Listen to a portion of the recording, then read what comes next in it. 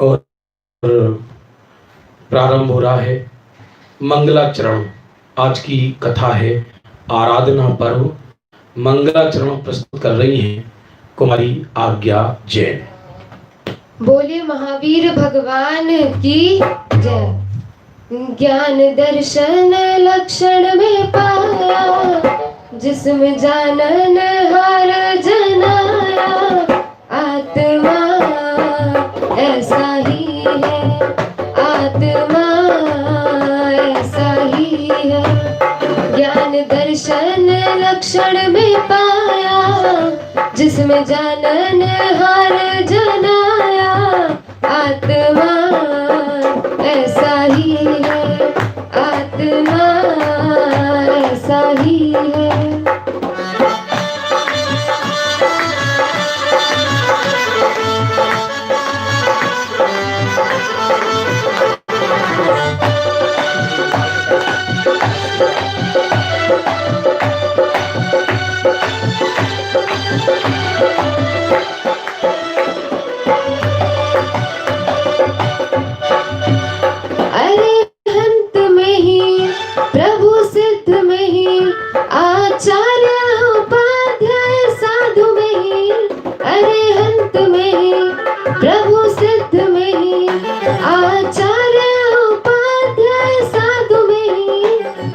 परमेष्टि पद मैंने पाया, जिसमें आत्म राम समाया।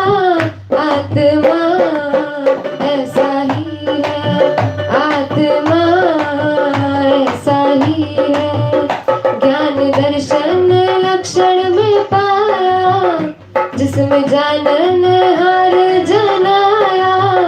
आत्मा ऐसा ही है, आत्मा ऐसा ही है।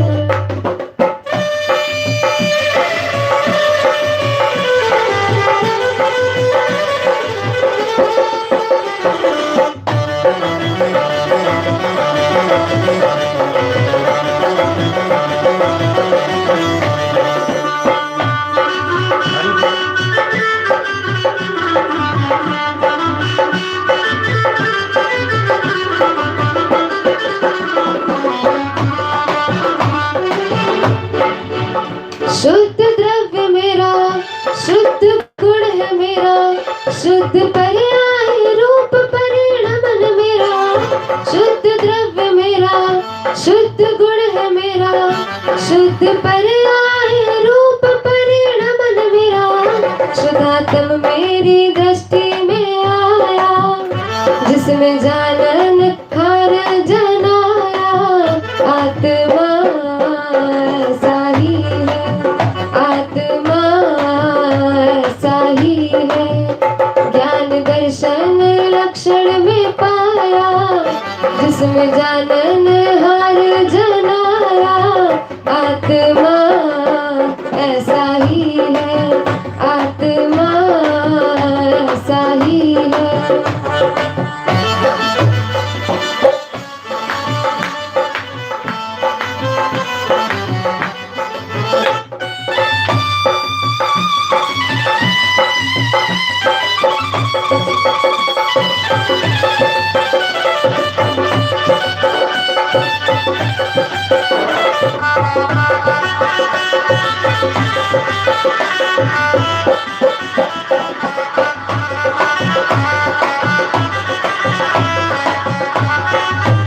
केवल ज्ञानमयी, केवल दर्शमयी, केवल सुखमयी, केवल वीरमयी। केवल ज्ञानमयी, केवल दर्शमयी, केवल सुखमयी, केवल वीरमयी।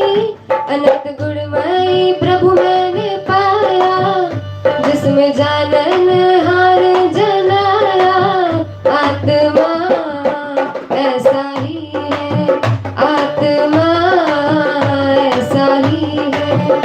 ज्ञान दर्शन लक्षण में पाया, जिसमें जानन हार जनाया।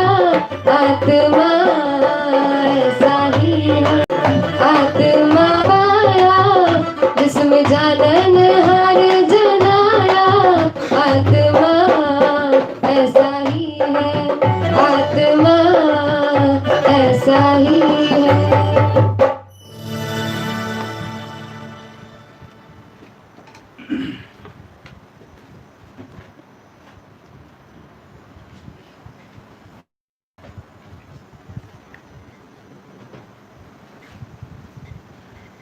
बंधु, अभी हमने मंगलाचरण सुना और अब बेटा ऑफ कर दिया बटन।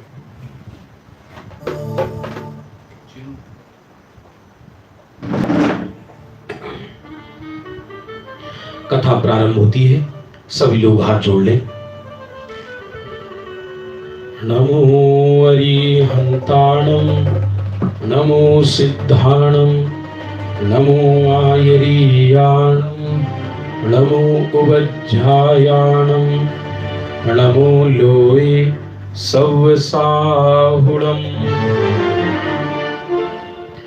मंगलम भगवान वीरो, मंगलम गौतमो गणी, मंगलम कुंद कुंदाद्यो, जैन धर्मोस्तु मंगलम।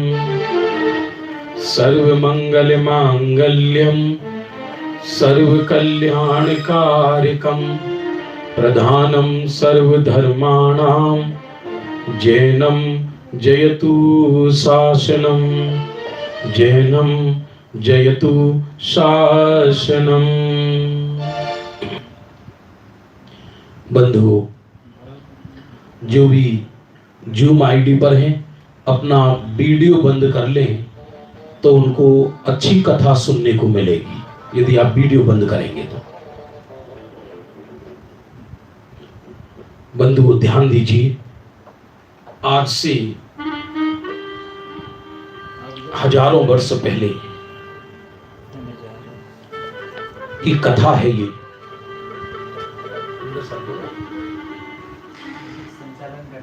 एक काशी नगरी थी, काशी। और काशी नगरी में एक राजा रहता था। राजा का नाम था पाक शासन। नाम भी अजब गजब है, ये पाकिस्तान वाला पाक नहीं, नाम था पाक शासन। पाक माने पवित्र, पवित्र शासन था उसका। जिन धर्मी था, जैन धर्म का पालन करता था।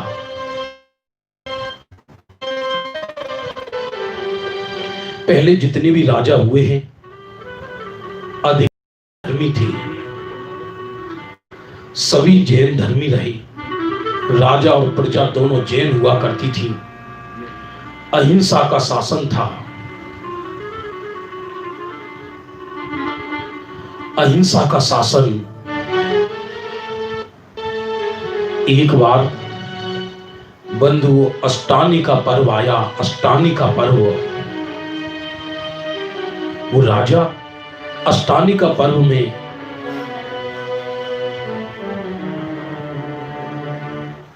जिनेंद्र भगवंतों की आराधना करने के लिए जाता था। अष्टानी का पर्व में भगवान की भक्ति किया करता था। राजा रानी दोनों जैन थे, तत्वज्ञानी थे, अहिंसा धर्म का पालन करते थे। आज तो कहा नहीं जा सकता विश्व की क्या दशा है। लोग कह रहे हैं विश्व में धर्म नहीं है, हम ये कह रहे हैं कि लोग चारों तरफ धर्म ही धर्म मचा है। भले ही आज टीवी पर 100 चैनल अकेले धर्म के आते हैं, 100 चैनल धर्म के। देश विदेश में चारों तरफ धर्म ही धर्म है, लेकिन इतना होने पर भी व्यक्ति क्रूर हो गया है। धर्म को मेंटली मनोरंजन मान लिया है, धर्म को मेंटली एक्सरसाइज मान लिया है। व्यक्ति के चित्त में जो होता है वही करता है। बंधु सुनो सुनो सुनो, जहां राजा और प्रजा दोनों अहिंसक हों, वो शासन कितना अद्भुत होगा, वो शासन कितना महान होगा। राजा पाक शासन, अष्टानी का पर्व आया और अष्टानी का पर्व में उसने एक घोषणा करवाई, पूरे काशी राज्य के अंदर घोषणा करवा दी। क्या घोषणा करा दी? कि मेरे राज्य में कोई भी प्राणियों की हिंसा नहीं करेगा, कोई भी जीव वध नहीं करेगा, और जो भी प्राणियों की हिंसा करेगा उसको मृत्यु दंड दिया जाएगा। पूरे काशी नगर में प्राणियों को मारना, मांस का खाना महा अपराध था, और अभी तो शासन के आदेश से मांस बिकता है। हम कहते हैं ये राम की भूमि है, हम कहते हैं ये तीर्थंकरों की भूमि है, लेकिन कली काल का दोष है। कौन किसको व्यथा सुनाए? अरे रे, सभी प्राणी एक समान है जगत में, लेकिन कोई जीव ये नहीं समझता। इधर बंधु अष्टानी का पर्व चल रहा था, और राजा जिन मंदिर में दर्शन के लिए जाता था, गगन मंडल में उड़ जाऊं, गगन मंडल में उड़ जाऊं। तालियां। गगन मंडल में उड़ जाऊं, गगन मंडल में उड़ जाऊं। दीप आत्मानंदीश्वर है, पूजन कर आऊं, गगन मंडल में उड़ जाऊं, गगन मंडल में उड़ जाऊं।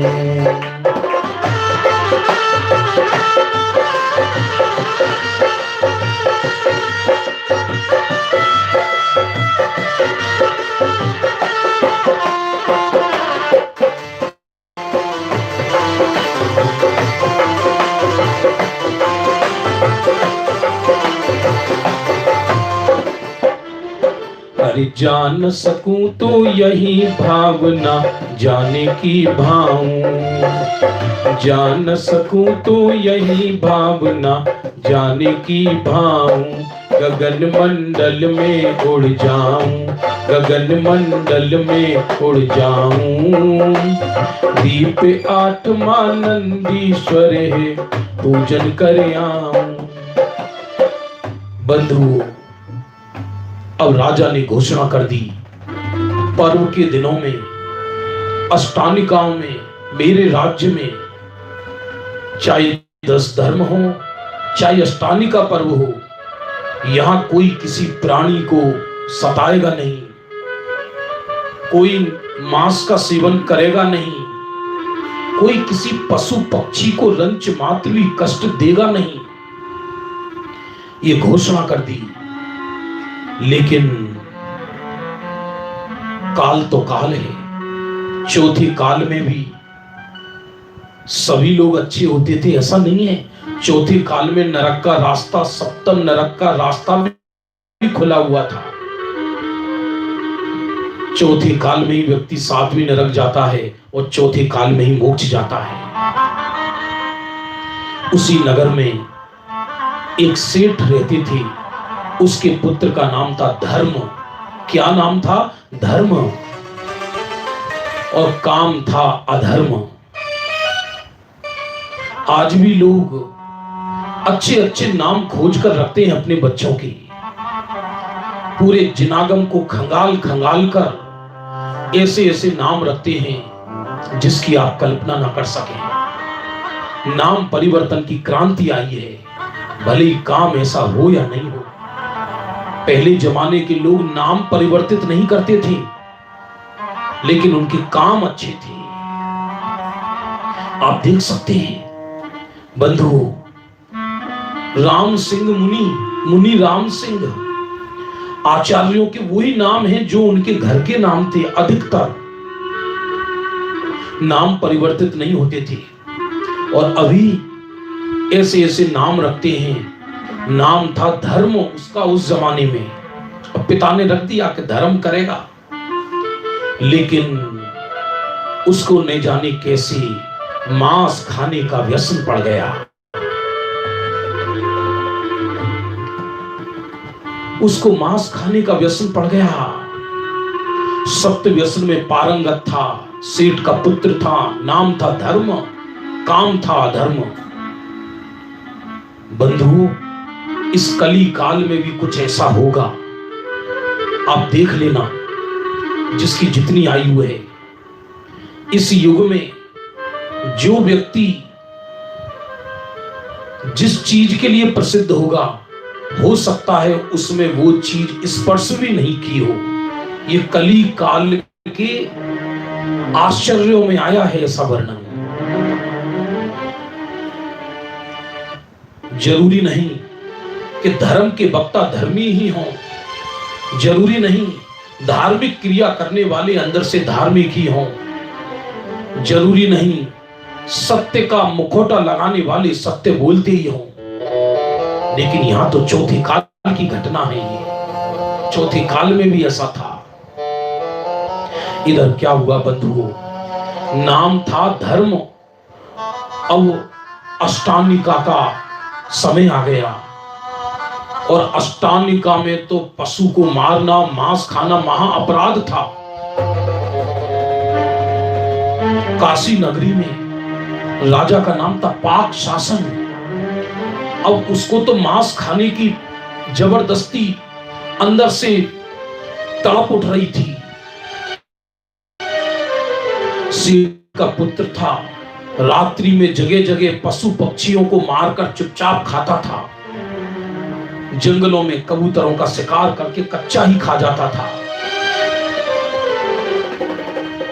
एक दिन उस सेठ पुत्र धर्म को खाने के लिए मांस नहीं मिला और अष्टानी का पर्व चल रहा था। चारों तरफ निषेधाज्ञा लागू थी। अब क्या करे?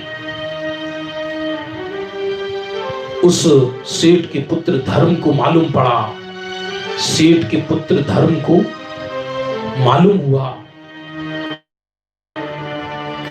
राजा के बगीचे में एक कोमल भेड़ रहता है, कोमल भेड़, और उसका मांस खाने को मिल जाए तो बड़ा अच्छा हो। अरे रे, ऐसा निकृष्ट परिणाम। लेकिन राजा की आज्ञा थी कि कोई मांस नहीं खा सकता। बंधु, ये नियम है, धर्म के साथ अधर्म भी चलता है। आदिनाथ ने मुक्ति का मार्ग खोला दुनिया में, तो उन्हीं के घर से निगोद का मार्ग भी खुला। मारीची ने कुधर्म चलाया, कुधर्म।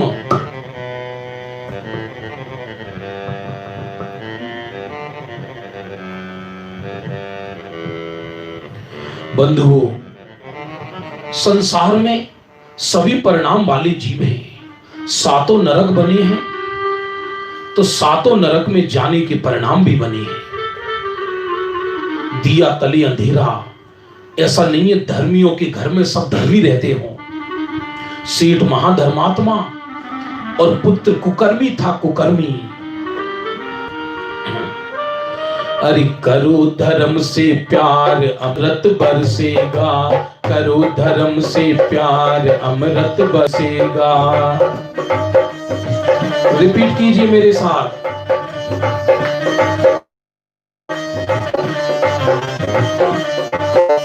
करो धर्म से प्यार अमृत बरसेगा, करो धर्म से प्यार अमृत बरसेगा। रे भैया बरसेगा, बरसेगा रे भैया बरसेगा। कर लो आत्म ज्ञान जीवन चमकेगा, करो धर्म से प्यार अमृत बरसेगा। सुनिए जरा,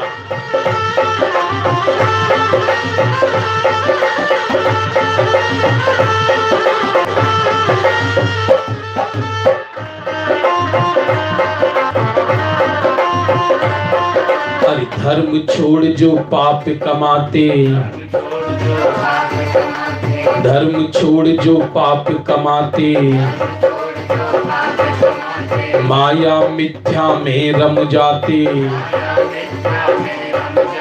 माया मिथ्या में रम जाते।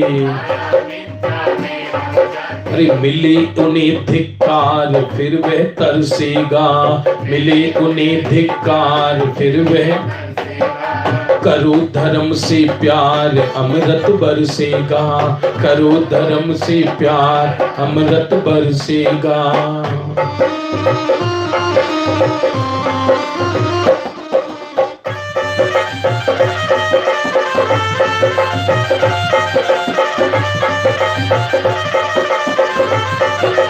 बंधुओं, ये मानुष पर्याय दोबारा नहीं मिलेगी। मनुष्य पर्याय में जीव को कर्म करता है। अरे मानव तन उत्तम कुल पाया, बोलिए मानव तन उत्तम कुल पाया, अब तक जीवन व्यर्थ गवाया, अब तक जीवन व्यर्थ गवाया। संयम उर में धार जीवन चमकेगा, संयम उर में, अरे करो धर्म से प्यार अमृत बरसेगा। झूम जाइए जरा।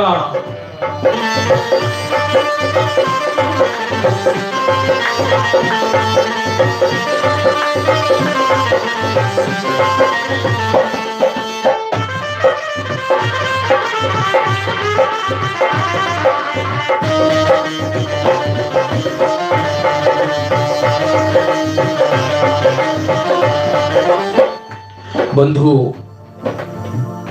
क्षेत्र तो धर्म का था, काशी नगरी थी। काशी नगरी माने बनारस नगरी, और उसमें राजा पाक शासन धर्मी, अब उसका सेठ का पुत्र अधर्मी, नाम धर्म। मांस खाने की जिह्वा लालायित हो रही थी, मांस नहीं मिला। अष्टानी का पर्व चल रहा था, मांस खाने का, पक्षियों को, प्राणियों को मारने का सर्वथा निषेध था। और इधर बंधु ये रात को चुपचाप अपने घर से निकला, नाम धर्म, और राजा के बगीचे में पहुंचा चुपचाप। और वहां एक छोटे से मेढ़ा को, भेड़ के बच्चे को पकड़कर उसको मार दिया।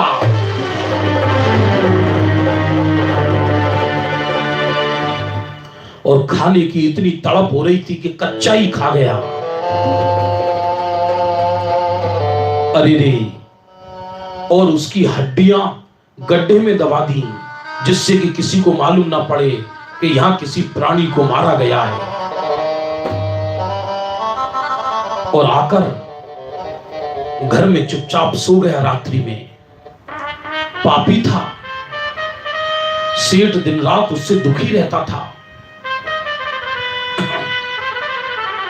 इधर क्या हुआ बंधु, प्रातः काल जैसे हुआ, प्रातः काल, ये रात्रि में ये सारी घटना उस बगीचे का माली देख रहा था चुपचाप, लेकिन वो डरा हुआ था कहीं राजा अपने को षड्यंत्र में ना फंसा दे। उसने ये घटना देखी थी। प्रातः काल नौकरों ने राजा को बताया, राजन, बगीचे में जो सुंदर मेढ़ा था, भेड़ का बच्चा था, वो नजर नहीं आ रहा, न जाने कहां गया। राजा कहते, वो कहां चला जाएगा? चारों तरफ खोजा गया, कहीं नहीं मिला। राजा ने गुप्तचर लगवा दिए, राजा ने गुप्तचर लगवा दिए चारों तरफ नगर में, खोजो मेढ़ा कहां गया है। बगीचे में थोड़ा सा खून पड़ा हुआ मिला तो राजा को संशय हो गया, अरे उस निरपराध प्राणी को कोई मार कर खा गया। और इधर बंधु, जब चारों तरफ गुप्तचर लगाए गए, राजा के गुप्तचर थे, कोई साधारण गुप्तचर तो थे नहीं। रात्रि में उस बगीचे का मालिक अपनी पत्नी से चर्चा कर रहा था, देखो ये सेठ का पुत्र कितना दुष्ट है, उस कोमल पशु के बच्चे को, मेढ़े को खा गया। और ये बात गुप्तचर ने अपने कान में सुन ली। गुप्तचर ने सुन ली तो वो राजा के पास आया, राजन मालूम पड़ गया, मेढ़े को किसने खाया है मालूम पड़ गया। बोले किसने खाया है? कि धर्मात्मा सेठ के पुत्र धर्म ने खाया है।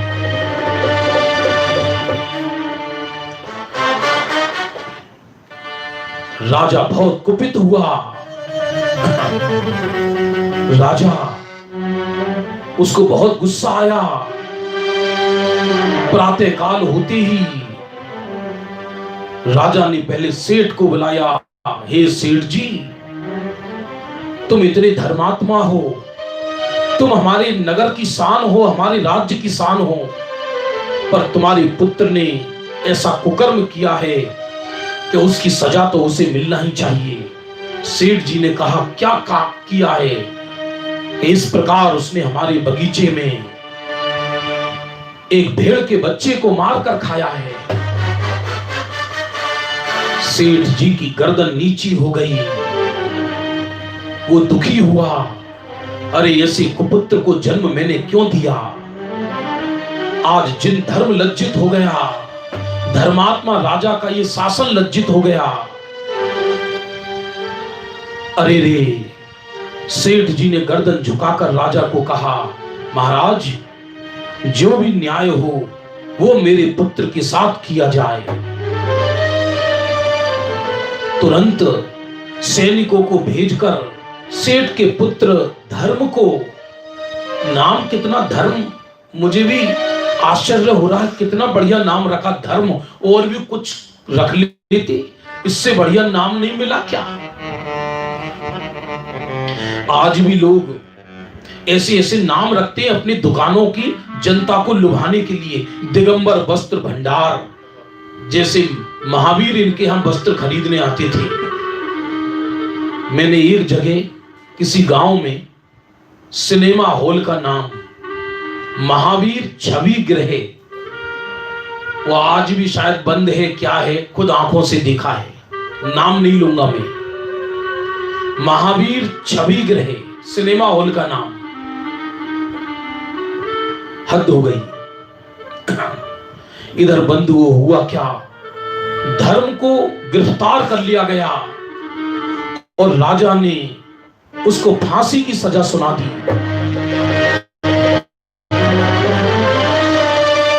कल प्रातःकाल भरे चौराहे पर, काशी के भरे चौराहे पर इस सेठ के पुत्र धर्म को मृत्यु दंड दिया जाएगा, सूली पर चढ़ा दिया जाएगा। उस जमाने में नगर के चौराहे पर फांसी दी जाती थी, जिससे कि लोग अपराध करने से डरें। और आज फांसी का दृश्य भी नहीं दिखाती। आज की दृश्य अलग है। आज तो हिंसक युग है। हिंसा करने वाले, सैकड़ों लोगों को मारने वाले सारी सारी जिंदगी जेल में पड़े रहते हैं, उनके साथ कोई न्याय हो ही नहीं पाता। शासन ही अंधा है तो कोई क्या करेगा? बंधुओं, अब समस्या ये कि राजा के शासन में एक यमपाल चंडाल रहता था राजा के दरबार में, और फांसी देने का काम उस यमपाल चंडाल का था। तुरंत राजा ने सैनिकों को कहा, जब किसी को फांसी दी जाती थी तभी यमपाल चंडाल को बुलाया जाता था। यमपाल चंडाल के घर सैनिकों को भेजा गया कि कल प्रातःकाल यमपाल चंडाल को खबर कर दो कि भरे चौराहे पर सेठ पुत्र धर्म को फांसी दी जानी है। और यमपाल जिसको फांसी लगाता था उसके वस्त्राभूषण, उसकी धन सामग्री सब चंडाल को मिलती थी और राजा उसे पुरस्कार देता था। उसकी यही सर्विस थी, उसकी यही नौकरी थी, राजा के दरबार में लोगों को फांसी देना। न जाने कितने लोगों को फांसी दे चुका था। फांसी वही दे सकता है जिसका चित्त कठोर हो गया हो।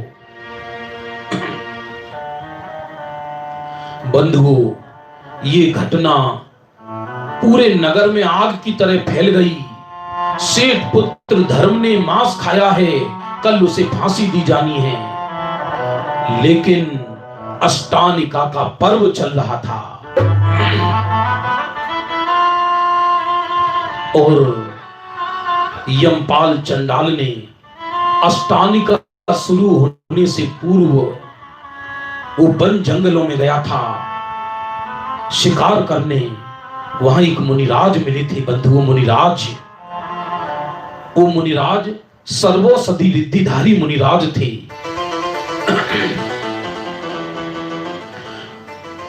ये अष्टानिका से पूर्व की घटना है। और उस चंडाल ने मुनिराज से कहा, भगवान, मैं संसार में दुखी हूं। मैं राजा के दरबार में काम करता हूं तो भी मेरे चित्त को बेचैनी रहती है। मुनिराज ने कहा, बेचैनी तो रहेगी जब तुम दूसरों को मृत्यु दंड देते हो, जब कितनों को प्राण दे हर चुके हो। यमपाल बोला, महाराज ने कहा, तुम्हें दंड देने का अधिकार नहीं, दंड तो कर्म देता है।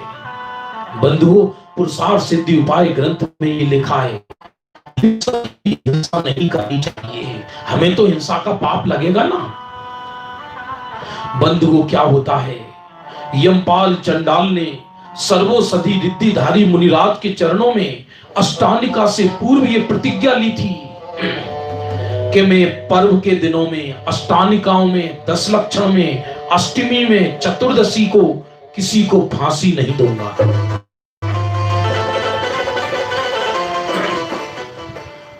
और ये प्रतिज्ञा लेकर घर पर आ गया था। उसने एक दिन बाद अपनी पत्नी को भी ये प्रतिज्ञा बताई थी कि मुझे वन जंगल में एक मुनिराज मिले थे, मैंने पर्व के दिनों में फांसी नहीं देने की प्रतिज्ञा की है, फांसी नहीं देने की प्रतिज्ञा की है।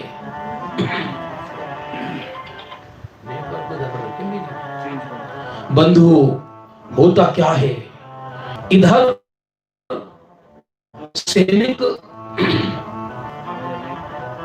सैनिक यमपाल चंडाल के घर शाम को ये बोलने गए कि प्रातः काल तुम्हें सेठ के पुत्र दिया, देख तू मेरी पत्नी है, मेरे धर्म में सहयोगी बनेगी, मैं ये आशा करता हूं तेरे से। मैंने मुनिराज से प्रतिज्ञा ली है, मैं पर्व के दिनों में फांसी नहीं दूंगा, चाहे प्राण चले जाएं, लेकिन राजा आज्ञा है। तो यदि सैनिक आए तो मैं अंदर छुप जाता हूं जाकर, तू उनको कह देना कि वो तो बाहर गए हैं, गांव से बाहर गए हैं, तो वो किसी दूसरे से फांसी दिलवा देंगे और मैं बच जाऊंगा। पत्नी ने कहा, ठीक है, यदि सैनिक आएंगे तो मैं कह दूंगी कि यमपाल तो घर से बाहर गए हैं। और ऐसा ही हुआ। सैनिक ने यमपाल चंडाल के घर का दरवाजा खटखटाया। उनकी पत्नी निकली। सैनिकों ने कहा, कल भरे चौराहे पर सेठ पुत्र धर्म को फांसी दी जानी है। राजा का आदेश है, यमपाल चंडाल प्रातः काल समय से पहुंच जाएं। तो उसकी पत्नी ने कहा, वो तो बाहर गए हैं, उन्हें क्या पता थी, वो तो एक दिन पहले ही काशी से बाहर गए हैं। तो एक सैनिक माथे पर हाथ रखकर बोला, यमपाल भी पागल है, बाहर चला गया मूर्ख कहीं का। अरे उसे मालूम नहीं है जिसको फांसी दी जाती है उसके फांसी देने, जिसको फांसी दी जाती है उसका सारा वैभव फांसी देने वाले को दिया जाता है। राजा की तरफ से 100 स्वर्ण मुद्राएं भी दी जाती हैं। यमपाल दुर्भागी है। ये सुनकर पत्नी को लोभ लालच आ गया, और इतना लोभ लालच आया मन में, उसने तुरंत इशारा करके रोते हुए बोली, जानबूझ के मायाचारी करके, अरे मैं ही दुर्भागी हूं कि वो बाहर चले गए, ऐसा इशारा करके बोली। वो बाहर चले गए, उन्हें बाहर नहीं जाना चाहिए। बस ये सुनते ही सैनिक समझ गए कि यमपाल चंडाल अंदर है। सुनो सुनो सुनो बंधुओं, अरे रे, सैनिक लोग यमपाल चंडाल को अंदर से बाहर निकाल लाए और कहा, चुप क्यों रहे हो, तुम्हारा तो भाग्य जागा है।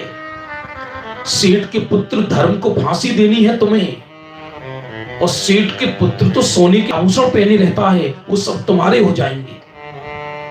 राजा की तरफ से तुम्हें 100 स्वर्ण मुद्राएं मिलेंगी।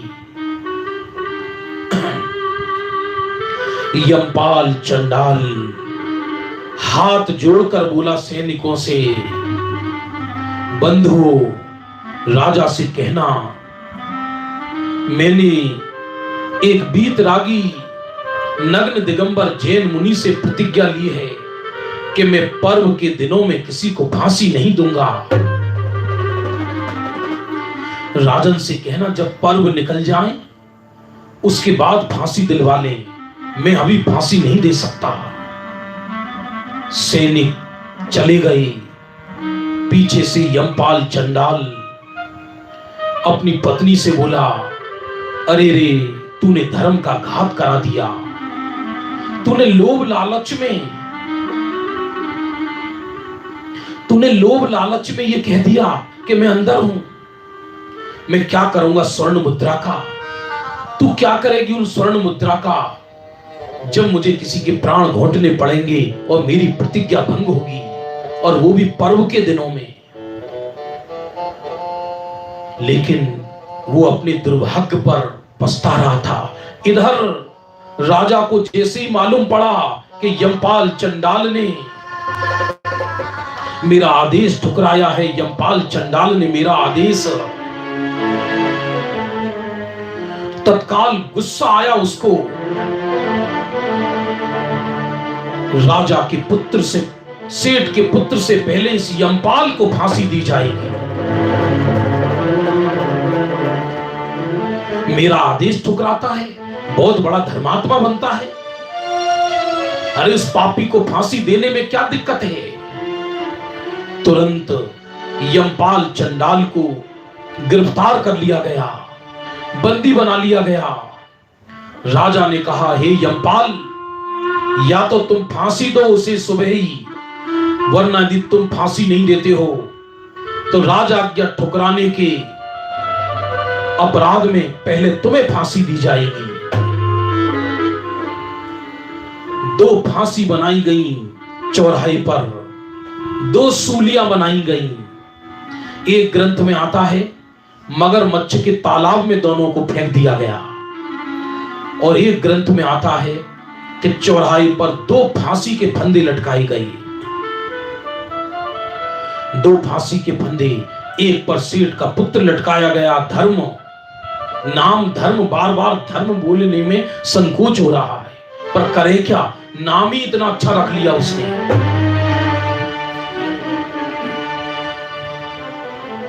और दूसरे सूली पर यमपाल चंडाल को, जबकि यमपाल चंडाल ज्यादा धर्मात्मा नहीं था, उसे धर्म का प्रदर्शन नहीं था, वो जैन धर्म ज्यादा नहीं जानता था, भोला भाला था। करे क्या, फांसी देने का काम था। जो आजीविका थी उसे पाल रहा था, ग्रंथ नहीं पढ़ा था, चतुर नहीं था ज्यादा। इधर उसे जैसी फांसी पर लटकाया गया, उधर उस नगर के व्यंतर उनको अवधि ज्ञान से ये घटना मालूम हो गई। अरे पर्व के दिन इस चंडाल ने अहिंसा का व्रत लिया है, ये तो आराधना का पर्व है। और ये राजा जिन धर्मी है तो भी गुस्से में उसको सजा दे रहा है, जबकि राजा खुद नहीं चाहता कि इसके राज्य में हिंसा हो, तो उसकी प्रतिज्ञा को भंग कराना चाहता है। जैसे ही दोनों के फांसी के फंदे को खींचा गया, धर्म सेठ पुत्र धर्म के तो प्राण पखेरु उड़ गए, लेकिन यमपाल चंडाल को देवताओं ने आकाश में उठा लिया। चारों तरफ जय जयकार हुई, अहिंसा धर्म की जय, जैन शासन की जय, वीतरागी धर्म की जय। और ये दृश्य देखकर चारों तरफ आकाश से देवताओं ने पुष्प वृष्टि की। अरे करो धर्म से प्यार अमृत बरसेगा, करो धर्म से प्यार, करो धर्म से प्यार अमृत बरसेगा। मैं चाहता हूं अहमदाबाद वाले भाई जरा मेरे साथ रिपीट करें, करो धर्म से प्यार अमृत बरसेगा, बरसेगा रे भैया बरसेगा, बरसेगा रे। अरे कर लो आत्म ज्ञान जीवन चमकेगा, अरे कर लो आत्म ज्ञान जीवन चमकेगा।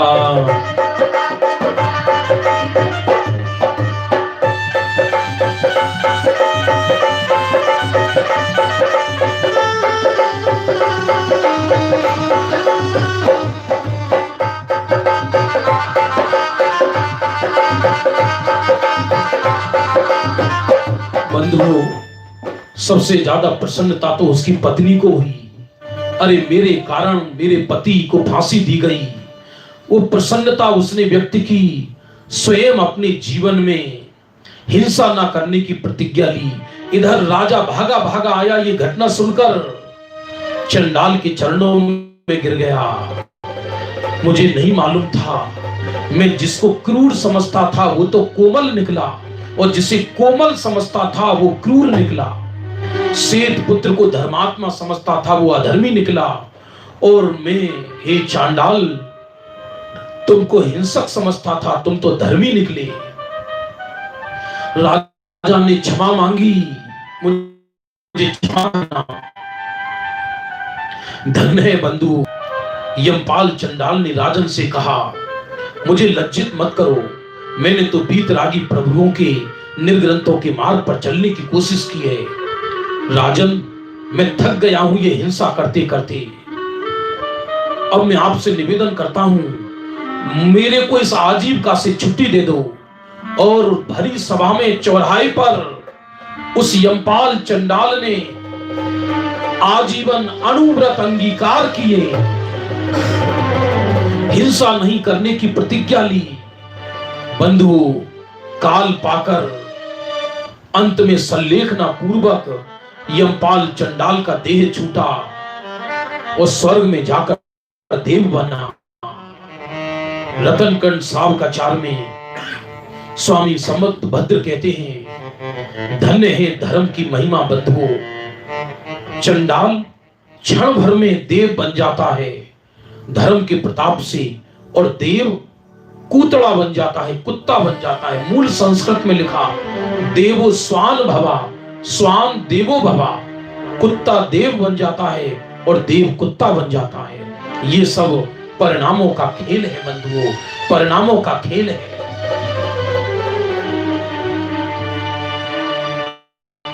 इस प्रकार पर्व के दिन हिंसा ना करने की प्रतिज्ञा ली बंधुओं। ये भी 10 लक्षण महापर्व चल रहा है। पर्व आराधना का पर्व है, हमें यथासंभव आराधना करनी चाहिए, किसी को दिखाने के लिए नहीं, किसी को प्रसन्न करने के लिए नहीं। अपने परिणामों में विशुद्धि जागनी चाहिए, क्योंकि बड़ी मुश्किल से नर पर्याय मिली है। मरकर न जाने कहां चले जाएं, कह नहीं सकते। गुरुदेव कहते थे, मरी ने ढोर थसे, मर के न जाने जीव ढोर बन जाए, कहां चला जाए कुछ कह नहीं सकते। बंधु, पर्व के दिनों में चंडाल ने प्रतिज्ञा का पालन किया, उस चंडाल को पर्व की महिमा आई। हम तो जिन कुल में जन्मे हैं, जिन धर्म में हमारा जन्म हुआ है, हमें भी पर्व की महिमा आकर हमें हमारे आत्म कल्याण के मार्ग पर लगना चाहिए। इसी भावना के साथ अभी की कथा यहीं समाप्त होती है। रात्रि में ठीक 9:30 बजे पुनः मिलेंगे 47 शक्तियों में। अभी हमारा समय हो गया। प्रातः काल 6:30 से 7:30 जिनागम सार चलता है। 6:30 से 7:30 10:15 से 11 मैं कौन हूं ये विषय चलता है, पहली से छठी गाथा। और अभी ये कथा, अभी की कथा यहीं समाप्त होती है। जावाणी के ज्ञान ते सूझे लो कालो, सोवाणी मस्तके नमो सदा देत तिहु।